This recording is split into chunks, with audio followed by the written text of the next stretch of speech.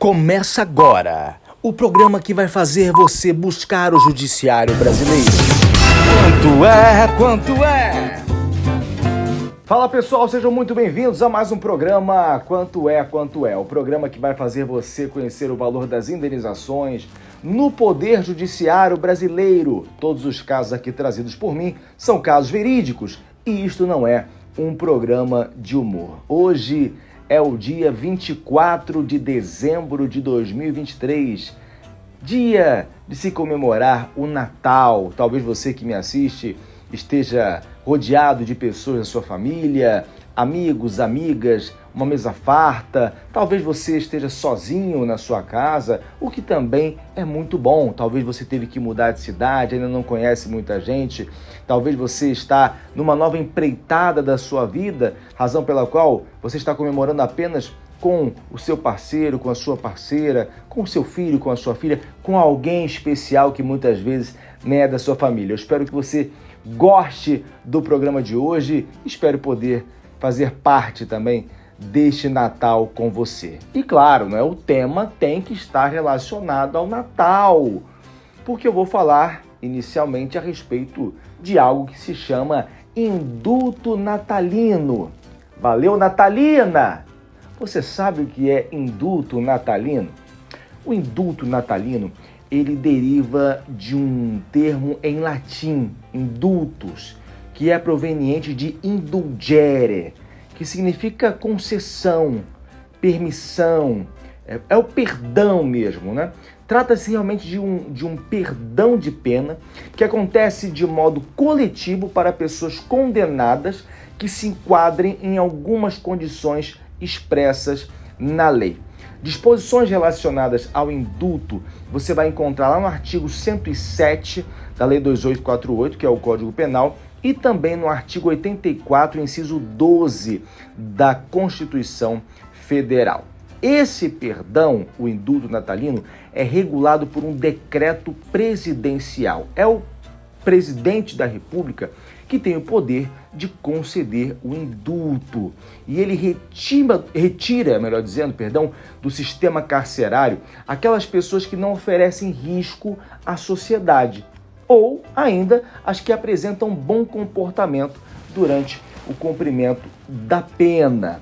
E eu estou fazendo esta introdução, iniciando pelo indulto natalino, porque o caso de hoje tem a ver com uma pessoa que recebeu esse benefício, mas por não saber que o recebeu, foi prejudicado e, obviamente, buscou o Poder Judiciário em busca de uma indenização. Para você poder entender melhor, uma pessoa ajuizou uma ação de indenização por danos materiais e morais em face do Estado de São Paulo, sustentando em síntese que estava cumprindo pena no regime semiaberto e em setembro de 2018 foi beneficiado pelo indulto natalino, ou seja, isso aconteceu no período anterior à pandemia que nos submeteu em 2020.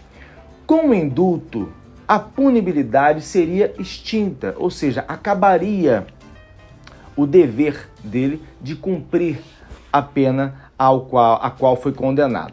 Entretanto, ele informou ao Poder Judiciário que não foi comunicado de tal fato e então continuou a comparecer a cada 3 meses na vara de execuções penais e continuou também a cumprir todas as demais restrições impostas no livramento condicional. Isso aconteceu até junho de 2022, quando ele tomou ciência, finalmente, da extinção da pena pelo indulto, o que ocorreu lá em 2018. Por que ele só veio a saber em 2022? Por que ele ainda em 2022 continuava tendo que comparecer ao fórum?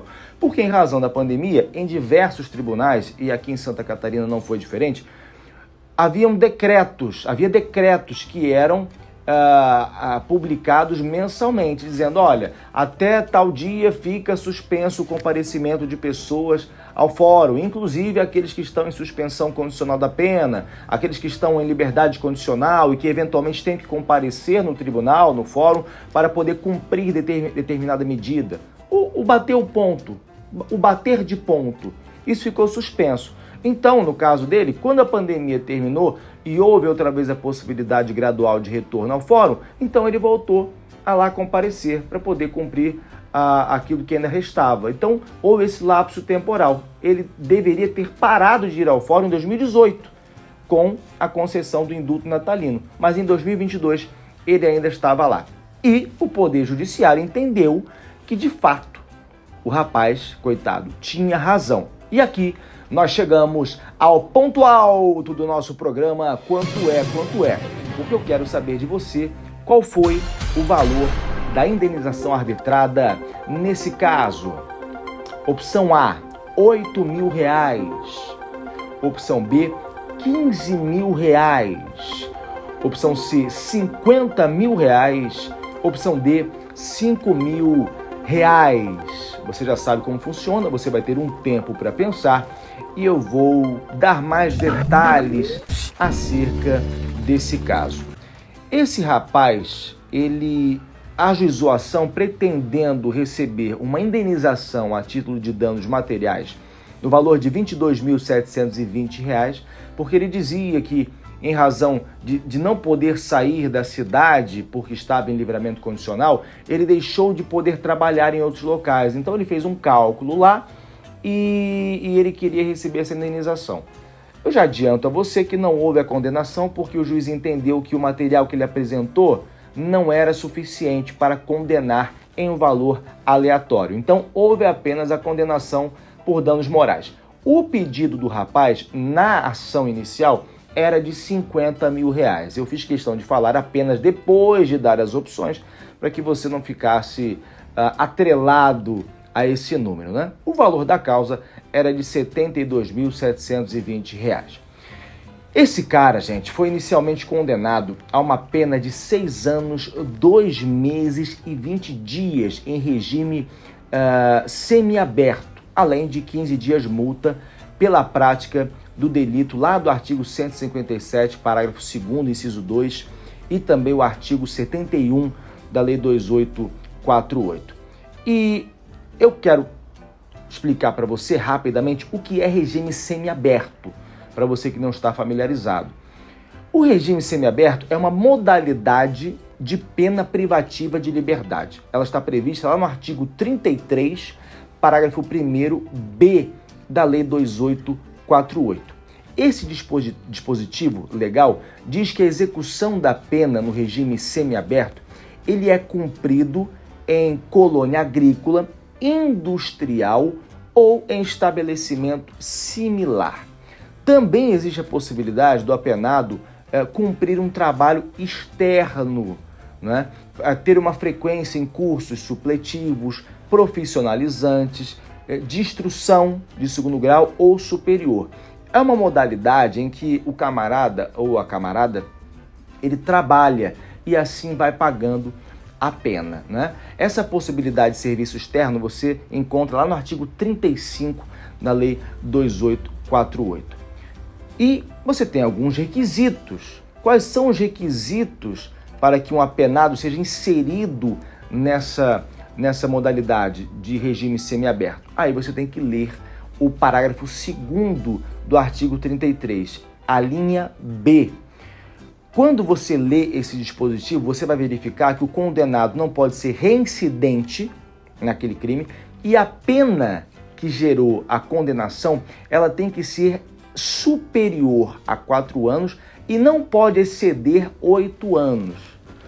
No caso, o rapaz foi condenado, acho que lá em 2012, 13, não vou saber agora, ele cumpriu 1/3 da pena em regime aberto, o que fez com que ele tivesse o direito ao livramento condicional. Isso está previsto no artigo 83 da Lei 2848, Código Penal. Ele cumpriu mais de 1/3 da pena, existem outros requisitos também, e ele aí passou a ser beneficiário, né, do livramento condicional. Quando o apenado recebe o livramento condicional, ele passa a ter que cumprir algumas condições e limitações, não é? Que estão especificadas no termo de livramento condicional. No caso dele, uma condição imposta era a de que ele tinha que comparecer trimestralmente, ou seja, a cada 3 meses, à vara de execuções criminais para comprovar que estava exercendo uma atividade honesta. Olha, a cada 3 meses eu vou aqui, eu vou lá no fórum, eu mostro, olha, eu estou trabalhando, carteira assinada, eu sou autônomo, eu estou vendendo, sei lá, estou vendendo frango, estou trabalhando no comércio, estou vendendo carro, sei lá. O cara tem que mostrar que está exercendo uma atividade honesta. Entretanto, durante o livramento condicional, o rapaz foi agraciado com o indulto natalino, sobre o qual comentei no começo. Significa dizer que a punibilidade foi extinta, conforme previu o artigo 107, inciso 2 da Lei 2848. Só que houve um problema. O problema é que ele nunca recebeu uma intimação acerca desse indulto, de modo que o rapaz continuou a comparecer trimestralmente ao fórum, como se ainda tivesse que cumprir aquela pena. Esse foi o grande problema. O indulto natalino, gente, ele não tem um efeito imediato. Ele ocorre mediante o decreto presidencial e a defesa do beneficiado, ela tem que entrar com um pedido na justiça requerendo a extinção da punibilidade. Só que para que a defesa possa fazer isso, para que eu, advogado, tenha essa condição, eu tenho que tomar conhecimento acerca da concessão daquele indulto. Qual foi a tese de defesa do Estado? O Estado disse que não teve dolo, não teve a intenção no ato que culminou no cumprimento de pena em prazo maior que o devido. Mas eu já falei em vários outros programas, quanto é, que o Estado responde pelos danos causados aos indivíduos quando há relação entre o dano experimentado e o fato ocasionado pelo ato do poder público. Já falei também que o ato sequer precisa ser ilegal, basta que haja um dano. Essa é a chamada... Eu estou gravando em casa, então os meus cachorrinhos, o Dom e o Johnny, que não estão acostumados com o programa Quanto é ao vivo, estão aqui. E agora, para me ajudar, chegou minha filha e o programa vai continuar. Mamãe, me ajuda aí, mamãe. O ato, gente, sequer precisa ser ilegal, basta que haja um dano. Essa é a chamada responsabilidade objetiva. É uma responsabilidade que independe de culpa. Então, o argumento do Estado de que inexistia o dolo, que o dolo não existiu, não serve para afastar a imputabilidade que foi reconhecida pelo juiz de primeiro grau e depois foi confirmada no tribunal no segundo grau, no tribunal. O fato ocorreu por um erro do Estado, que não se atentou para a extinção da pena em função do indulto natalino. E nesse caso, o valor da condenação foi de, fala aí minha voz, R$5.000. Exatamente, R$5.000. Esse foi o valor da indenização. Tudo bem que os preços no mercado estão muito caros, você que foi comprar a ceia, você, mamãe, vovó, faz aquela comidinha gostosa, você também, o papai que às vezes toma conta da cozinha, o vovô, sabe que as coisas estão muito caras, mas R$5.000 dá para fazer um banquetezinho, dá para comprar umas lembrancinhas para o pessoal também nesse Natal, não é verdade? Bom, para você que quiser mandar um presentinho para o Dr. Ian Santos, basta falar comigo no privado, o meu e-mail, os meus contatos, você já viu durante todo o vídeo, eu estou à sua inteira disposição. Quero agradecer a você que ficou comigo em mais um programa Quanto é.